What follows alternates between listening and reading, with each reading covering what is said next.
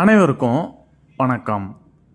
தமிழ்நாட்டோட future politics இனிமே திராவிட பாசறை கிடையாது. அது முழுக்க முழுக்க விஜய் வர்சஸ் அண்ணாமலை மட்டும்தான். இந்த தளபதியோட வேகத்தை பிடிக்காதவனும் திராவிடத்தை எதிர்க்கிறவனும் தேடி வர ஒரே ஆப்ஷன் அண்ணாமலையாக தான் இருக்கும்.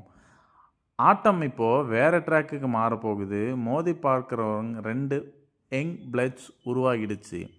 நம்ம ஊர் அரசியல் இப்போதைக்கு எல்லாரும் உத்து பார்க்குற 2 இளம் தலைவரான, அதுவும் கண்டிப்பாக பிஜேபியோடும் அண்ணாமலையும் தாவேகா தலைவர் விஜயும் தான்.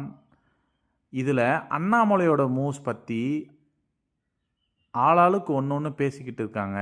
அவர் அவசரப்பட்டு அதிமுக பக்கம்லாம் போக மாட்டாருன்னு தான் அரசியல் தெரிஞ்சவங்க சொல்கிறாங்க. ஏன் தெரியுமா? அதிமுகவுக்கு அவரை தலைவராக்கணும்னு கூப்பிட்டா கூட மனுஷன் அசர மாட்டார். ஏன்னா அவரோட மெயின் டார்கெட்டே இந்த திமுக அதிமுகன்னு 2 திராவிட கட்சிகளும் மொத்தமாக க்ளோஸ் ஆகணும் தான். அதுக்கப்புறம் தான் நம்ம ஆட்டம்னு வெயிட் பண்ணிட்டு இருக்காரு. ஆனால் நிஜத்தை சொல்லணும்னா பிஜேபி தலைவராக இருந்த அண்ணாமலை எவ்வளவுதான் மல்லு கட்டி பார்த்தாலும் அவரால் திமுக அதிமுக 2 பெரிய கட்சியை ஒரு இன்ச்சு கூட அசைக்க முடியவில்லை. அதுதான் உண்மை.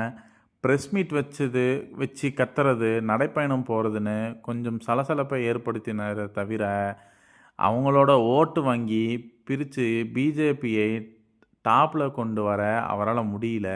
தமிழ்நாட்டில் வேரூன்றி இருக்கிற திராவிட அரசியலை உடைக்கிறது சாதாரண விஷயம் இல்லைன்னு அண்ணாமலைக்கு நல்லாவே புரிஞ்சிருக்கும். ஆனால் இத்தனை வருஷமாக அண்ணாமலையால் முடியாத ஒரு மேஜிக்கை நம்ம தளபதி விஜய் அவர்கள் அரசியலுக்கு வந்த கொஞ்ச நாளிலேயே செஞ்சு காட்டிட்டாரு.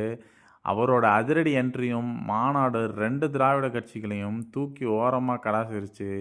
மெயினாக எதிர்கட்சியாக இருந்த அதிமுகவை கிட்டத்தட்ட வாஷ் அவுட் பண்ணி அவங்க முக்கிய புள்ளிகளை தன் பக்கம் இழுத்து பலவீனப்படுத்திட்டாரு. இன்னும் ஒரு 5 வருஷத்தில் திமுகவோட சோழியும் விஜய் முடிச்சிருவாருன்னு டாக் ஓடிட்டு இருக்கு. விஜயோட இந்த அசுர வளர்ச்சியில் திராவிட கட்சிகள் வீழ்ந்ததுக்கு அப்புறம் தான் அண்ணாமலைக்கு உண்மையான ஸ்கோப் இருக்குது. தமிழ்நாட்டில் திராவிட எதிர்ப்பு ஓட்டுகளும் அதே சமயம் ஏதோ ஒரு காரணத்தில் விஜயை பிடிக்காதவர்களும் தேடி போகிற ஒரே ஆப்ஷன் அண்ணாமலையாக தான் இருக்கும். அப்போது விஜய்க்கு எதிராக மொத்த ஓட்டும் அண்ணாமலைக்கு தான் விழும். அதனால் ஃப்யூச்சரில் தமிழ்நாடு பாலிடிக்ஸு யாருன்னா 2 பேர் தான். விஜய் வர்சஸ் அண்ணாமலைன்னு தான் போகுது.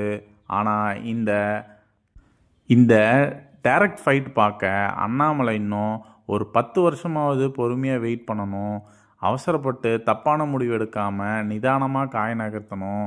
அப்படி பொறுமையாக இருந்த அடிமட்ட லெவலில் பார்ட்டியை பில்டு பண்ணாலே 2031 இல்லைனா 2036 எலெக்ஷனில் அண்ணாமலை ஒரு ஸ்ட்ராங்கான எதிர்க்கட்சி தலைவராக வரதில் நிறைய சான்ஸ் இருக்குது அப்படின்னு நிறைய அரசியல் விமர்சகர்களும் மற்றும் மக்களும் சொல்லிட்டு வராங்க. மேலும் இது போன்ற வீடியோக்களை காண வேண்டும் என்றால் எங்கள் யூடியூப் சேனலை சப்ஸ்கிரைப் செய்யவும். நன்றி, வணக்கம்.